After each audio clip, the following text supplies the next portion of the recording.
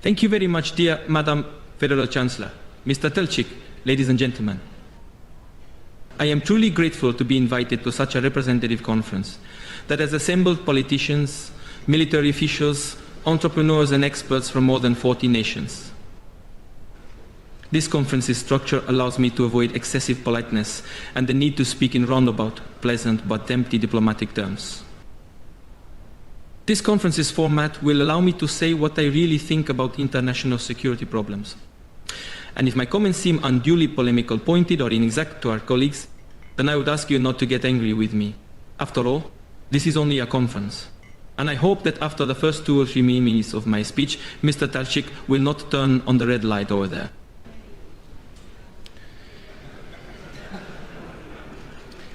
It is well known that international security comprises much more than issues relating to military and political stability. It involves the stability of the global economy, overcoming poverty, economic security, and developing a dialogue between civilizations. This universal, indivisible character of security is expressed as the basic principle that security for one is security for all. As Franklin D. Roosevelt said during the first few days that the Second World War was breaking out, when peace has been broken anywhere, the peace of all countries everywhere is in danger. These words remain topical today. Incidentally, the theme of our conference, global crisis, global responsibility, exemplifies this.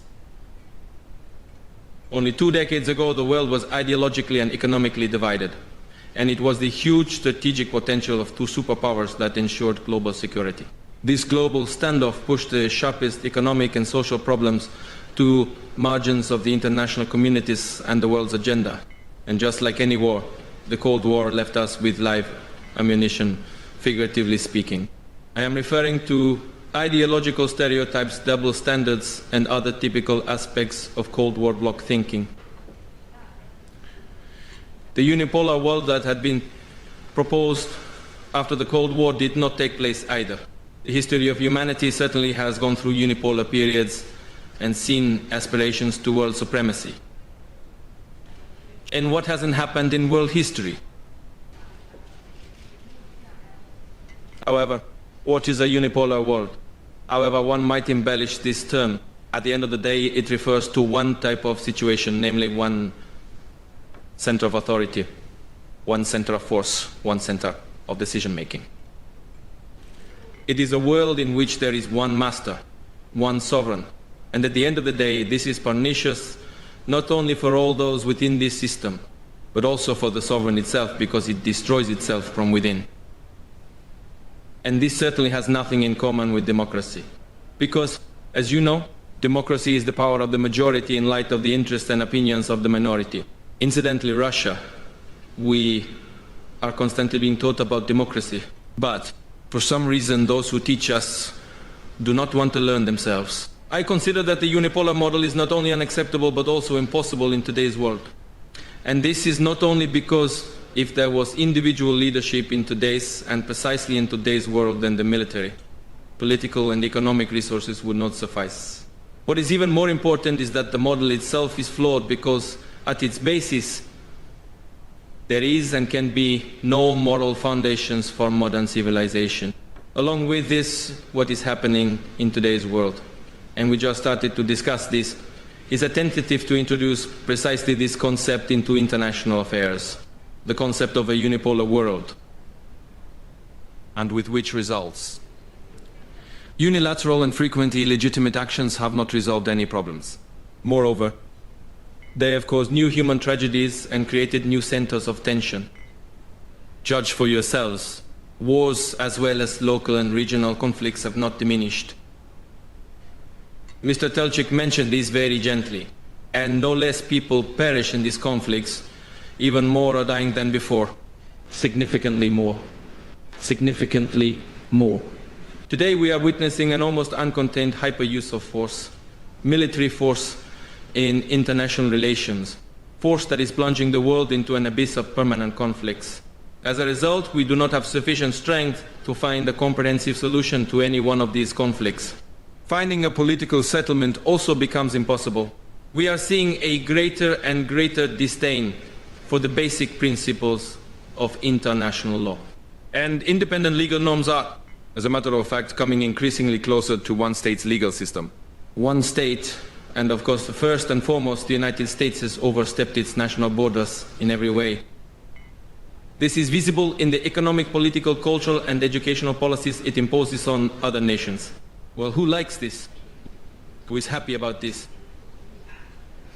In international relations, we increasingly see the desire to resolve a given question according to so-called issues of political expediency based on the current political climate.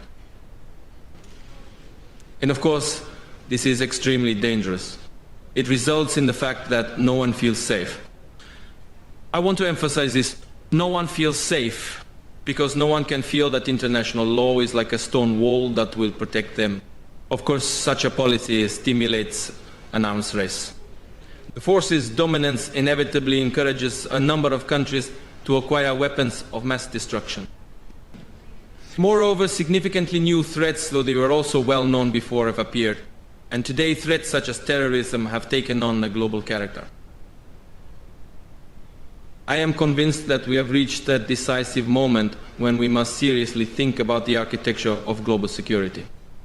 And we must proceed by searching for a reasonable balance between the interests of all participants in the international dialogue, especially since the international landscape is so varied and changes so quickly in light of the dynamic development in a whole number of countries and regions. Madam Federal Chancellor already mentioned this. The combined GDP measured in purchasing power parity of countries such as India and China is already greater than that of the United States. A similar calculation with the GDP of the big countries, Brazil, Russia, India, and China, surpasses the cumulative GDP of the EU, and according to experts, this gap will only increase in the future. There is no reason to doubt that the economic potential of the new centers of global economic growth will inevitably be converted into political influence and will strengthen multipolarity. In connection with this, the role of multilateral diplomacy is significantly increasing. The need for principles such as openness, transparency, and predictability in politics is uncontested, and the use of force should be a really exceptional measure, comparable to using the death penalty in the judicial systems of certain states. However, today, we are witnessing the opposite tendency, namely a situation in which countries that forbid the death penalty even for murderers and other dangerous criminals are participating in military operations that are difficult to consider legitimate. And as a matter of fact, these conflicts are killing people, hundreds and thousands of civilians. At the same time, the question arises of whether we should be indifferent and aloof to various internal conflicts inside countries, to authoritarian regimes, to tyrants, and to the proliferation of weapons of mass destruction. As a matter of fact, this was also at the center of the question that dear colleague Mr. Lieberman asked the Federal Chancellor. If I correctly understood your question, then of course it is a serious one. Yep. Can we be indifferent observers in view of what is happening? I will try to answer your question as well. Of course not. But do we have the means to counter these threats? Certainly we do. It is sufficient to look at recent history. Did not our country have a peaceful transition to democracy? Indeed, we witnessed a peaceful transformation of the Soviet regime. A peaceful transformation. And what a regime! With what a number of weapons, including nuclear weapons. Why should we start bombing and shooting now at every available opportunity? Is it the case when, without the threat of mutual destruction, we do not have enough political culture, respect for democratic values and for the law? I am convinced that the only mechanism that can make decisions about using military force as a last resort is the Charter of the United Nations. And in connection with this, either I did not understand what our colleague, the Italian defense minister, just said, or what he said was inexact. In any case, I understood that the use of force can only be legitimate when the decision is taken by NATO, the EU, or the UN. If he really does think so, then we have different points of view. Or I didn't hear correctly. The use of force can only be considered legitimate if the decision is sanctioned by the UN. And we do not need to substitute NATO or the EU for the UN. When the UN will truly unite the forces of the international community and can really react to events in various countries. When we will leave behind this disdain for international law. Then the situation will be able to change. Otherwise, the situation will simply result in a dead end. And the number of serious mistakes will be multiplied. Along with this, it is necessary to make sure that international law have a universal character, both in the conception and application of its norms. And one must not forget that democratic political actions necessarily go along with discussion and the laborious decision-making process. Dear ladies and gentlemen, the potential danger of the destabilization of international relations is connected with obvious stagnation in the disarmament issue. Russia supports the renewal of dialogue on this important question. It is important to conserve the international legal framework relating to weapons destruction and therefore ensure continuity in the process of reducing nuclear weapons. Together with the United States of America, we agreed to reduce our nuclear strategic missile capabilities to up to 1,700 to 2,000 nuclear warheads by 31 December 2012. Russia intends to strictly fulfill the obligations it has taken on. We hope that our partners will also act in a transparent way and will refrain from laying aside a couple of hundred superfluous nuclear warheads for a rainy day. And if today the new American defense minister declares that the United States will not hide these superfluous weapons in warehouse, or as one might say, under a pillow or under the blanket, then I suggest that we all rise and greet this declaration standing. It would be a very important declaration.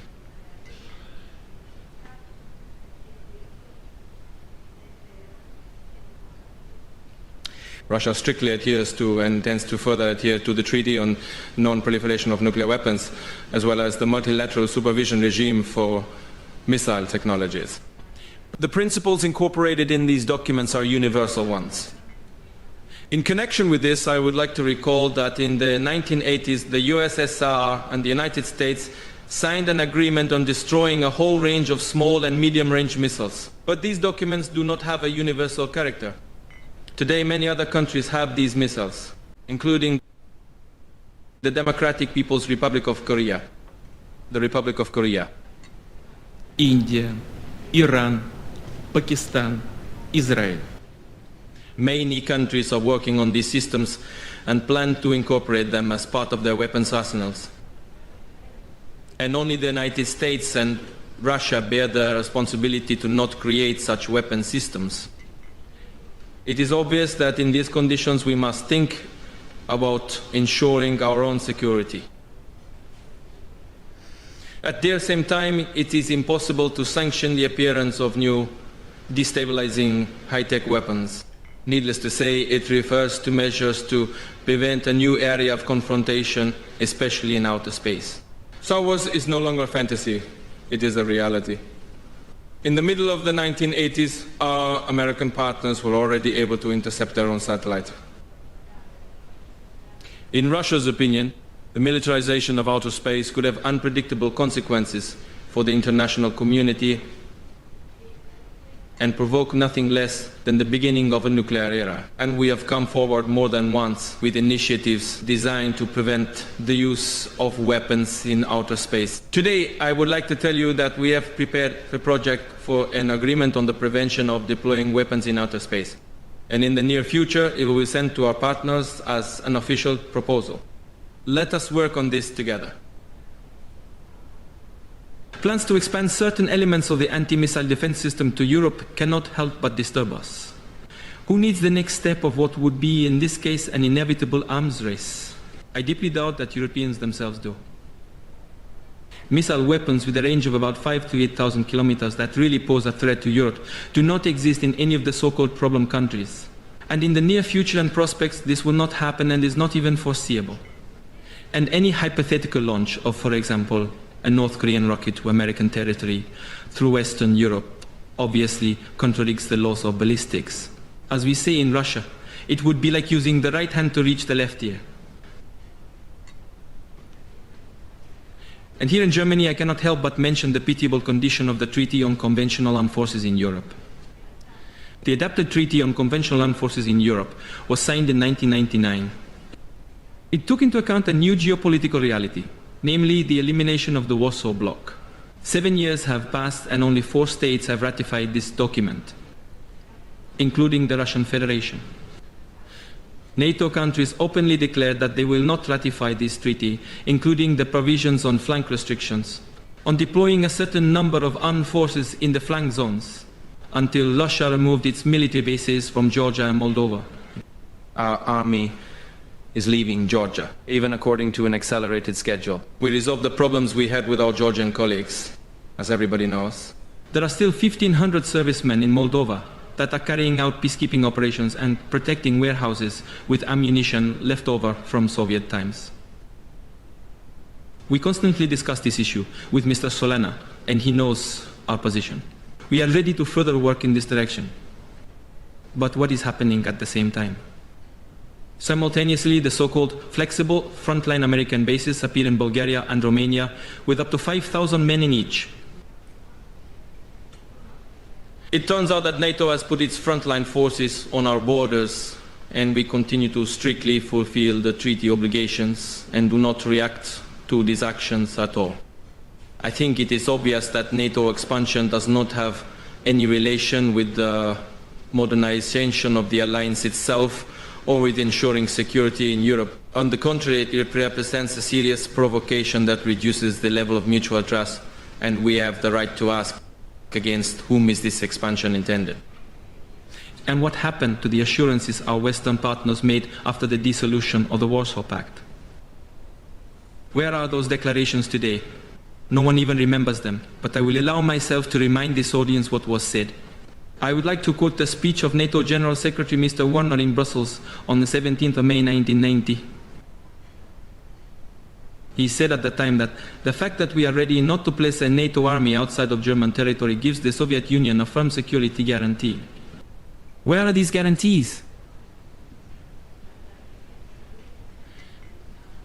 The stones and concrete blocks of the Berlin Wall have long been distributed as souvenirs. But we should not forget that the fall of the Berlin Wall was possible thanks to a historic choice, one that was also made by our people, the people of Russia. A choice in favor of democracy, freedom, openness, and a sincere partnership with all the members of the big European family.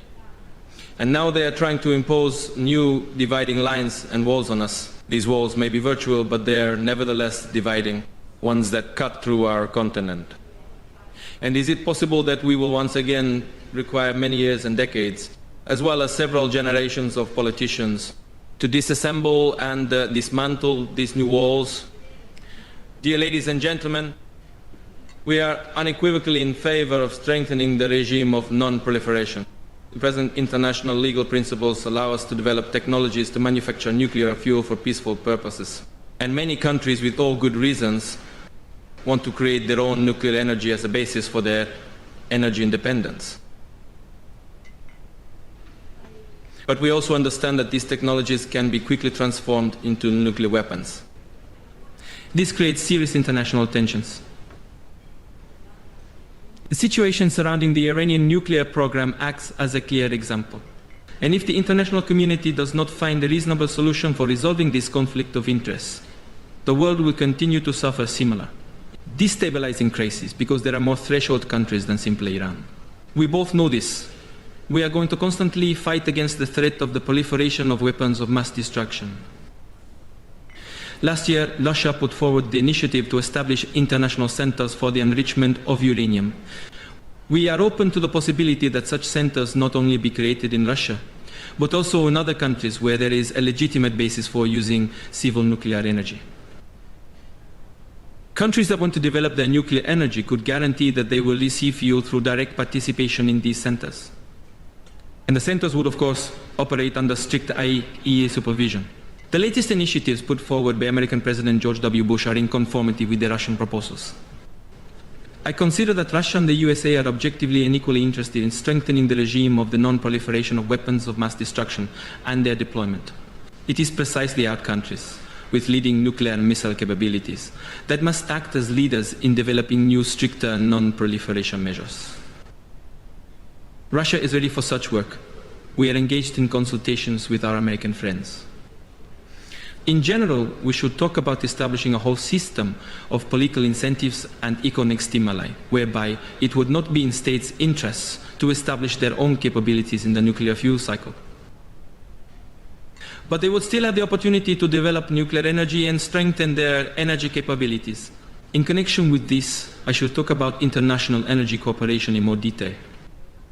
Madam Federal Chancellor also spoke about this briefly. She touched on this theme. In the energy sector, Russia intends to create uniform market principles and transparent conditions for all. It is obvious that energy prices must be determined by the market, instead of being the subject of political speculation, economic pressure, or blackmail. We are open to cooperation. Foreign companies participate in all our major energy projects, according to different estimates, up to 26% of the oil extraction in Russia. And please think about this figure. Up to 26% of the oil extraction in Russia is done by foreign capital. Try to find me a similar example where Russian business participates extensively in key economic sectors in Western countries. Such examples do not exist. There are no such examples. I would also recall the parity of foreign investments in Russia and those Russia makes abroad. The parity is about 15-1. And here you have an obvious example of the openness and stability of the Russian economy. Economic security is the sector in which all must adhere to uniform principles. We are ready to compete fairly. For that reason, more and more opportunities are appearing in the Russian economy. Experts and our Western partners are objectively evaluating these changes. As such, Russia's OECD sovereign credit rating improved, and Russia passed from the fourth to the third group. And today in Munich, I would like to use this occasion to thank our German colleagues for their help in the above decision. Furthermore, as you know, the process of Russia joining the WTO has reached its final stages. I would point out that during long, difficult talks, we heard words about freedom of speech, free trade, and equal possibilities more than once. But for some reason, exclusively in reference to the Russian market. And there is still one more important theme that directly affects global security. Today, many talk about the struggle against poverty. What is actually happening in this sphere? On the one hand, financial resources are allocated for programs to help the world's poorest countries, and at times substantial financial resources. But to be honest, and many here also know this, linked with the development of that same donor country's companies. And on the other hand, developed countries simultaneously keep their agricultural subsidies and limit some countries' access to high-tech products. And let's say things as they are. One hand distributes charitable help, and the other hand not only preserves economic backwardness, but also reaps the profits thereof. The increasing social tension in depressed regions inevitably results in the growth of radicalism, extremism, feeds terrorism, and local conflicts. And if all this happens in, shall we say, a region such as the Middle East, where there is increasingly the sense that the world at large is unfair, then there is the risk of global destabilization. It's obvious that the world's leading countries should see this threat, and that they should therefore build a more democratic, fairer system of global economic relations. A system that would give everyone the chance and the possibility to develop. Dear ladies and gentlemen, speaking at the Conference on Security Policy, it is impossible not to mention the activities of the Organization for Security and Cooperation in Europe. As is well known, this organization was created to examine all, I shall emphasize this, all aspects of security, military, political, economic, humanitarian, and especially the relations between these spheres. What do we see happening today? We see that this balance is clearly destroyed. People are trying to transform the OSCE into a vulgar instrument designed to promote the foreign policy interests of one or a group of countries. And this task is also being accomplished by the OSCE's bureaucratic apparatus, which is absolutely not connected with the state founders in any way. Decision-making procedures and the involvement of so-called non-governmental organizations are tailored for this task. These organizations are formally independent, but they are purposefully financed and therefore under control. According to the founding documents, in the humanitarian sphere, the OSCE is designed to assist country members in observing international human rights norms at their request. This is an important task. We support this. But this does not mean interfering in the internal affairs of other countries, and especially not imposing a regime that determines how these states should live and develop. It is obvious that such interference does not promote the development of democratic states at all. On the contrary, it makes them dependent and, as a consequence, politically and economically unstable. We expect that the OSCE be guided by its primary tasks and build relations with sovereign states based on respect, trust and transparency. Dear ladies and gentlemen, in conclusion, I would like to note the following. We very often, and personally, I very often, hear appeals by our partners, including our European partners, to the effect that Russia should play an increasingly active role in world affairs. In connection with this, I would allow myself to make one small remark. It is hardly necessary to incite us to do so. Russia is a country with a history that spans more than 1,000 years and has practically always used the privilege to carry out an independent foreign policy. We are not going to change this tradition today. At the same time, we are well aware of how the world has changed, and we have a realistic sense of our own opportunities and potential. And of course, we would like to interact with responsible and independent partners with whom we could work together in constructing a fair and democratic world order that would ensure security and prosperity not only for a select few, but for all.